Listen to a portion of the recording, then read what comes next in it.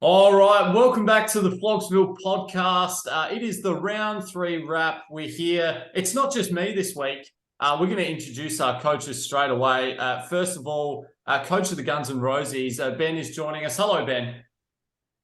G'day, Kamish. Good to be back. Apologies for leaving you in the lurch last week. It was a cracking solo pod, if I might say so myself. Yeah, I've had some good feedback. Jake also catching up with him on the weekend at the showdown. He enjoyed the podcast. Apart from my advice to hold Philippou, that was probably my only downside. But we don't get everything right. We're not perfect here on the podcast, so we get most things right. Speaking of, let's go to our next coach, coach of the Rabbitohs, Daniel. Welcome, mate. Thank you, Scott. Pleasure to be here. And just to dispel, previous reputations I've had, second appearance this year and second time after a loss, managed to miss the win. So it's fantastic to be here, mate. Excellent stuff, boys. And what a big weekend it was. Charlie Constable there on Friday afternoon sort of threw some trade plans in the bin. I think some coaches had already made some trades with the Thursday night game. It was all happening for young and old.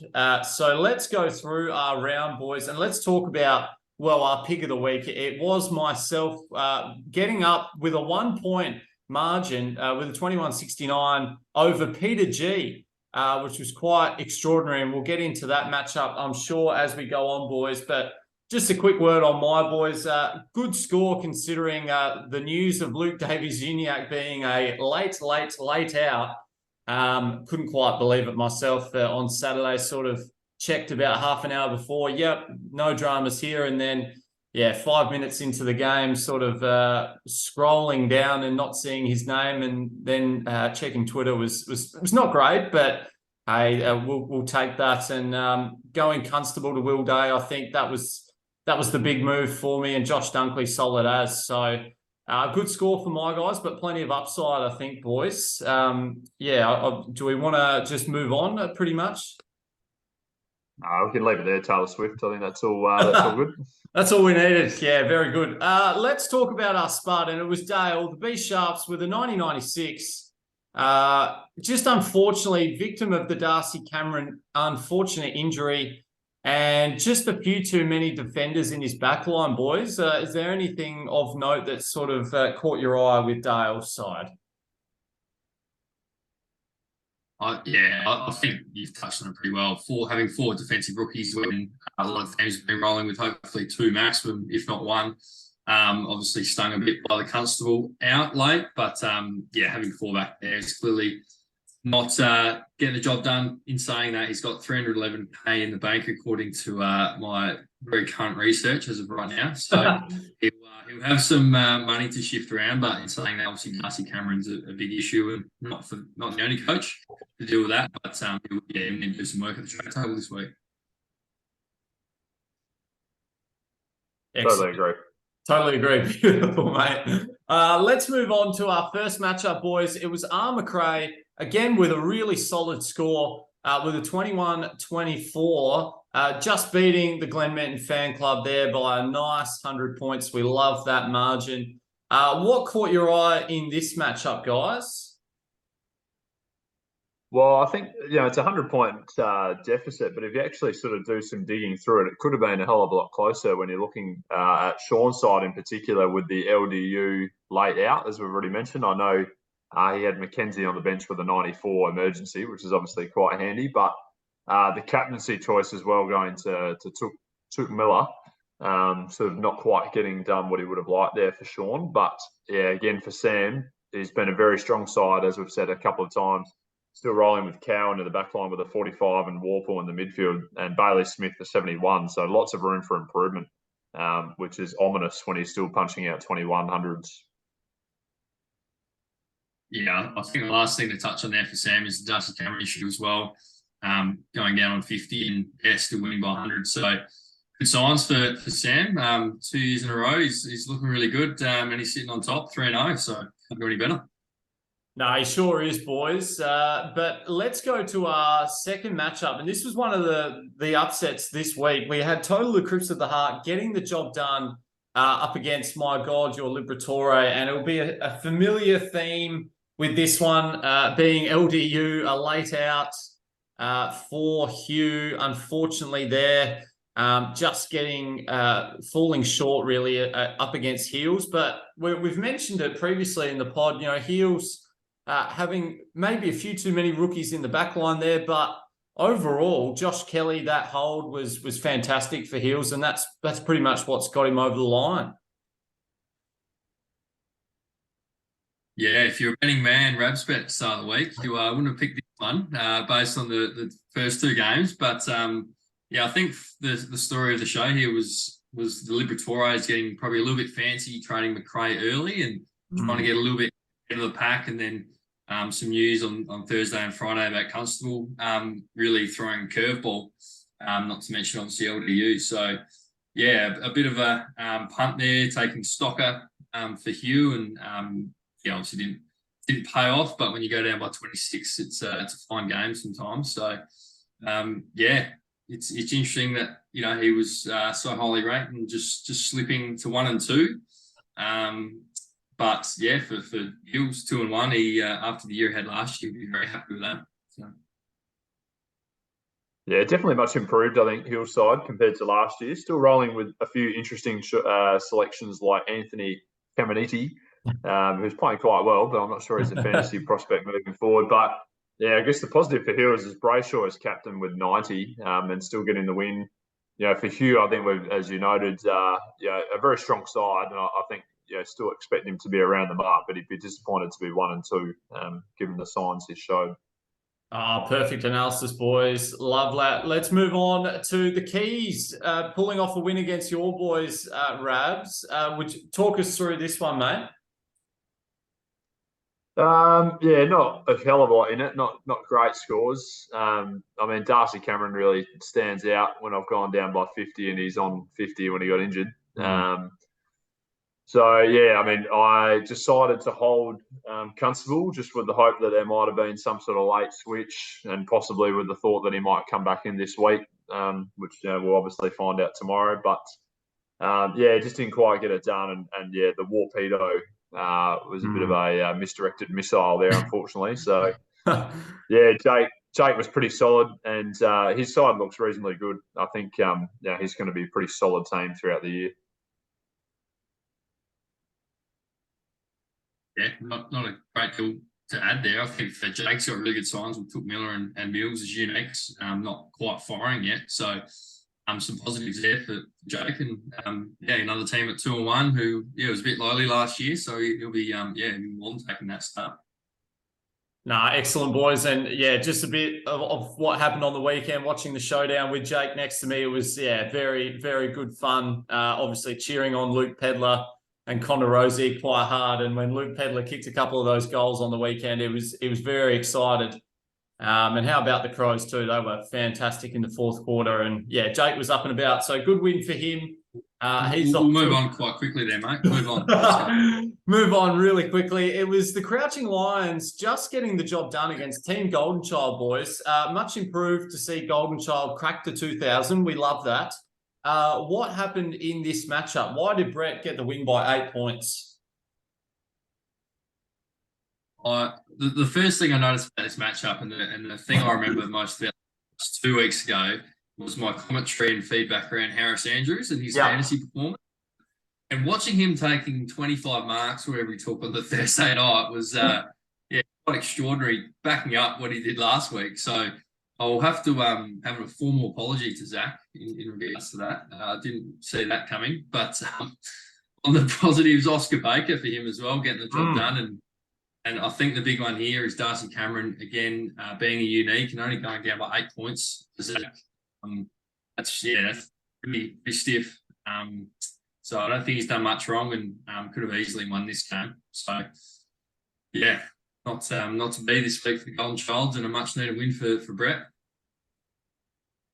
Yeah, extremely unlucky for Team GC, really. When you look at the Darcy Cameron impact on this game, it's had a major say in it. So, to go down by 8 points is very, very disappointing. And with his man Harris Andrews really delivering the goods, that's extra disappointing. But important win for the Crouching Lions, and it just keeps him in the hunt.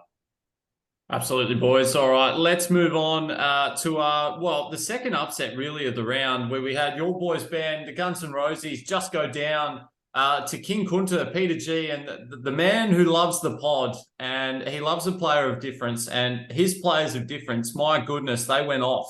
He was nearly pick of the week. Mason Wood probably stands out the most there. Just unbelievable form that he's shown. Talk us through this one, mate. I'd rather not. This was an interesting week, to be fair. Mason Wood, yeah, as you mentioned, 118, that's extraordinary. But to be fair, he's been great for the first 3 games this year. And I think, bringing it home with Shawnee Darcy, that was a pretty hard watch when he was going up against, no one in the ruck, really. Taking all those hit outs and, even kicking goals, the big task. So, there was a flickering of hope in the middle of the last quarter when Hayden Young kicked that goal. I'm sure you would remember that moment, Scotty, being a fellow owner. I thought there was a slight hope, but too good this week, Pete. And I don't have much more to add. I think from my side, I was pretty happy with where things are at, to be fair. So can't take too much away from it. So.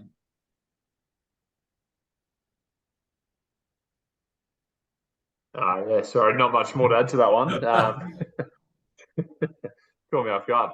But I think Mason Wood has actually been an inspired selection, really.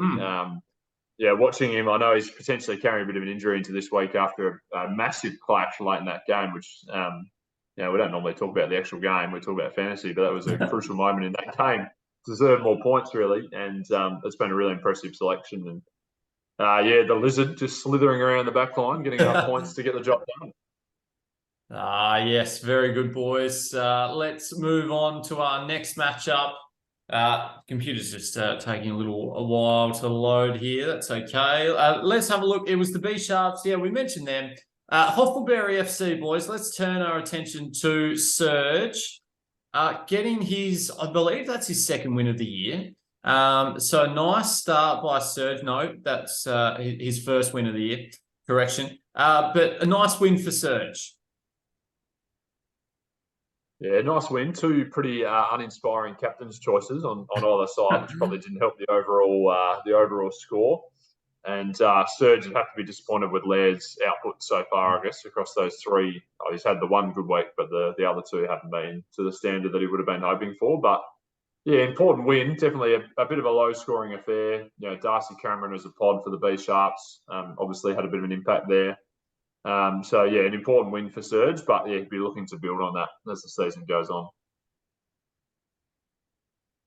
Yeah, I think quite clearly James Sicily is the difference here. 132, it's unique. I mean, winning by 38 points, and he was having that on a string down there at Lonnie. So he'll have to thank him for that. But apart from that, some pretty uninspiring uniques here. I think Surge will take the win and move on. Excellent, boys. Just fascinated to see why Surge didn't think 111 was enough from his VC, but as you do, more people take risks than me. So we'll move on from that. All right, we've talked about me a little bit at the start. Burt Burton was a little bit unlucky this week, still scored well with the 21-25. He's going to be absolutely fine this year, boys.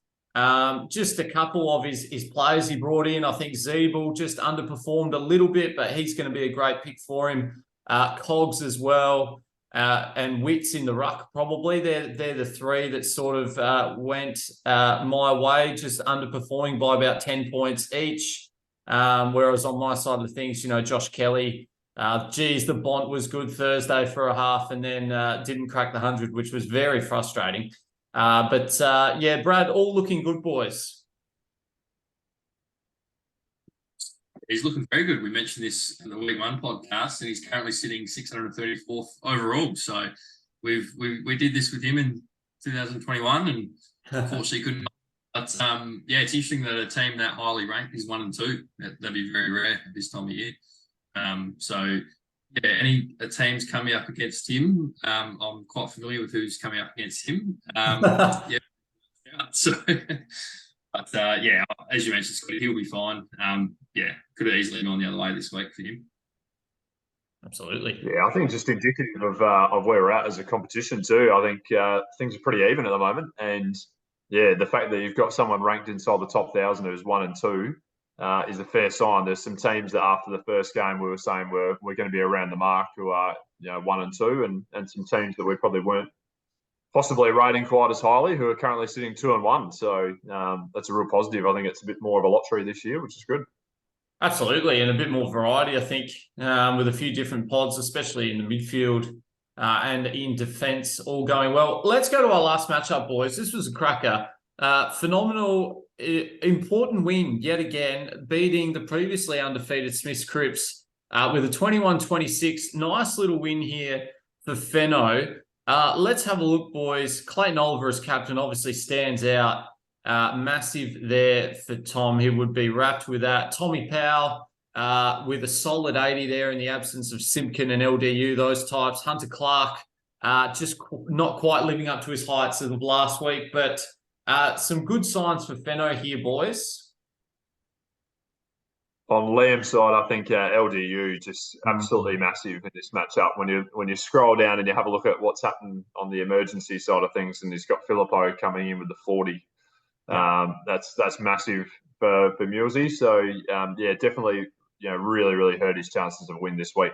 Combining that with Warple, punching out 57, which is obviously not ideal. But on Fenno's side, obviously Laird and Clark, as you said, Scotty, capable of a lot more than what they delivered. And yeah, just a really important win because we think that Liam's going to be a strong team this year. So a really big win for Fenno and the Phenomenals. Not a great deal to add. Both teams are 2 and 1 now, so a plethora of teams are at that record at the moment. Both looking good. I can confirm for Millsy that on my second phone, LDU is still out. So want that feedback and hope he gets it. Very good, boys. Just a quick one. Lockie Cowan there at D6 for both. I did mention the 3Ds last week. Darcy Wilmot, solid as. Got to back him in against the Bulldogs as well Thursday. He was quite impressive to watch. So that's just one for the future. Let's move on to this week, boys. That's what we're about. Tomorrow night, we've got Brisbane Collingwood. So don't forget to set your emergencies and things like that. So if you roll back your team, all that sort of stuff, your captain, vice captain, yada, yada, you guys know. Quick preview. Armacrae up against Total Eclipse of the Heart, boys. Who do we see winning this one? Probably, probably looking at it slightly differently than we would have 7 days ago. Not that we did. Scotty, you were the only one who predicted things last week. But no, I think you've still got to lean with the Armacraes. But I think it'll be relatively tight. I think on Heels' side, he's still got Constable, which is a question mark at the moment about what that's going to look like this week. And blokes like Callahan, have been causing a few dramas. Caminiti, could go either way depending on how the Saints go. They've got the Gold Coast at Marvel, so it could snag a few. But I think the Armacraes will get it done. Obviously, the Darcy Cameron thing they've got to work through though. Mm. Yeah, I think other than that, this is going to be a really interesting round for Darcy Cameron owners with that price. They're probably all going to have to use their trades to get the cash to go up on the first game of the round.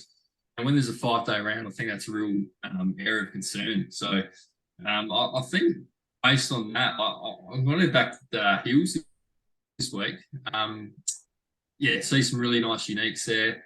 Hopefully they can hit, and Josh Kelly to bring it home for him would be quite nice. So I'll tip an upset. Why not? Very good, boys. And I think touching on what you sort of mentioned, Rabs, I think that's the thing, and the common thing we'll go through this week is all sides have something to do. They've got, a Dom Sheed or, a Finn Callahan, a James Warple, a Darcy Cameron. Like, everyone seems to have a Charlie Constable.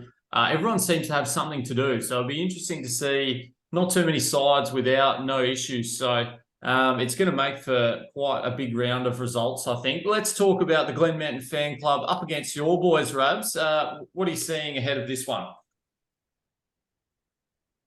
Probably echoing what Ben said. I'm seeing some issues with the Darcy Cameron. With the Darcy Cameron situation, obviously very hard to work out exactly what you're going to do when you don't know what the rest of the round looks like, and financially probably not in a great position to make the moves I want. So at the moment, I've got some creative solutions. which might be interesting. So no, I think it'll be close. I think yeah, the two teams have sort of scored fairly evenly most rounds. Sean's obviously got LDU, which he may need to consider. So yeah, it'd be an interesting matchup. Yeah, and there's a million pods to pick as well. I think So many scorers I can see on my screen. It's a double scroll type number to It pick is. this up. So to be honest, it's impossible to pick. Having Dunkley and Doherty as uniques, from what I can tell, be pretty handy for you, Rabs, especially if you put a vice captaincy on one of them and they go well. So I think, yeah, bringing home to Clayton Oliver, he should be pretty good against West Coast. I'll back the Rabbitohs, but hopefully those creative plans come off for you, mate. Beautiful stuff, boys. Love that. Let's move on. My God, your Liberatore up against Team GC. So this is a good matchup, I think, boys, on paper. A little bit similar to Armour Cray versus Total Eclipse. I think you have to back in Hugh. But Team GC will make this close, I think. Yeah, I think you're right. If Darcy Cameron again wasn't injured, I think this would be a really. I think that'll be a little bit tough for Zach covering the interim, and Hugh should respond quite nicely. Yeah, I agree. I think the Liberatore is a win, but yeah, you know, if a few things go astray, then Zach will be close enough that he might be able to capitalise if things go astray for Hugh. Excellent, boys. All right, let's have a look at our next matchup. The Keys up against Peter G, pulling off a massive win against your boys last week. Can the uniques here of both sides? It's going to come down to that. There's plenty of uniques. Who do we see getting the chocolates here, boys? I think the Keys. I think you know, King Kunta have obviously pumped out a massive score this week, but they do have quite a number of players that are up and down. I think you know, Darcy is not going to. I'd be highly surprised if he produced that type of score again. The ruck, you know, we noted the opposition that he had. Mason Wood potentially under an injury cloud. Where Jake, I don't know, I just feel like he's got a few guys who've probably got a higher ceiling, like Sicily, as we've seen, and Oliver, Miller, English. So I'm going with Jake. Completely agree because of those ceiling types. Excellent, boys. All right, let's move on to this matchup. It's Brett and the Crouching Lions coming off a win on the weekend up against Hoffleberry FC, also winning. Key matchup here for Brett, but a dangerous one at that. Surge on his day can cause the odd upset. So it'll be very interesting, boys. What do you see here? This is some interesting pods, just having a look at it now. Yeah, some interesting names sliding around. Based on the uniques I'm seeing for Surge, I'd have to favour him. Look, Dawson, Rosie, Cornelio, Tom Green, and Sicily. So some of those players can go really large, and at this time of year, that's all you really need. One of those two to come off, and yeah, based on that, I'll back Surge. Yeah, I actually totally agree. I think yeah, probably not what I was expecting, but when you line up the uniques, I think Surge has probably got to go in his favourite, to be honest. No, fantastic stuff, boys. We'll see what happens with that one. All right, Ben, you're up against the Burp and Burtons this week. Massive matchup. What sort of, without giving too much away, mate, what are you thinking ahead of this matchup? Yeah, it should be tight. Obviously, Brad 1 and 2. We're both 1 and 2, so pretty good week. One I'm hoping there's some intel on is Will Centerfield's had a bit of a forked quad. I'll say that one again. That he's been dealing with, and yeah, obviously having him as a unique against me would be quite handy to have him out. But yeah, obviously Clayton Oliver being the former player of the comp, I dare say he will have some sort of captaincy responsibility for Brad. And yeah, apart from that, I think it should be pretty even. So as we saw the scores last week, they were both within 20, 30 points. So this is the battle of the peloton. I don't know if anyone else is on Strava, but Brad and I are really going out on the riding. So hopefully I can get one up over in that department. Yeah, I think it's going to be super even. As we heard, you know, scores have been pretty similar in recent weeks. So I think I'm leaning slightly to the Burtons, but again, very hard to tell. And I think Oliver looms large, especially being that late matchup to be coming home like a steam train. Absolutely, boys. He might cop a little bit of Ruben Jinby just standing next to him, but the form he's in against the depleted West Coast, he could really go off, as we've seen before. All right, let's have a look at the B Sharps up against Phenomenal, boys. And I think having a look at it, it could be 3 in a row for Tom. Yeah, I tend to agree there, Scotty. I think, again, this one, it could be closer than the scores this week might have suggested. But yeah, I think, again, looking at these high ceiling players like Laird, who hasn't seen his potential, Oliver, even Will Day at the moment, I think are going to be enough, and Tim English as well as all his pods. I think it's going to see Phenomenal get the win. Yep, nothing to add from us. No, excellent work, boys. All right, our last matchup of the round is my boys up against Liam Smith Scripps. Should be a cracker, boys. What do you see sort of happening here? Yeah, not many uniques. Only 6, I think I can see from my screen. I think for Mulesy, having Callahan as a unique is a concern for him. But on the flip side, having Sicily can always provide those big scores. And I don't know if the Jordan Dawson permanent inside role is going to continue. And I actually don't know if they want it to continue from a fantasy point of view. Probably gets some better check ball on the outside, which is, you must say, about many players. But yeah, I think the Bont's due to cash in on a 2-half performance, and Josh Kelly in now for you, Scotty. You have to be pretty confident with him. So based on those two, I think I'll be back in this wrongs.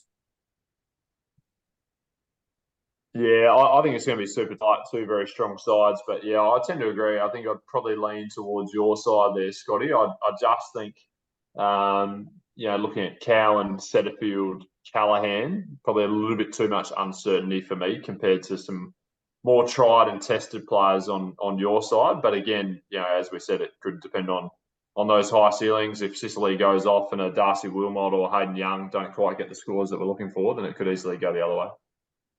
Yeah, absolutely, boys. Very much looking forward to this one.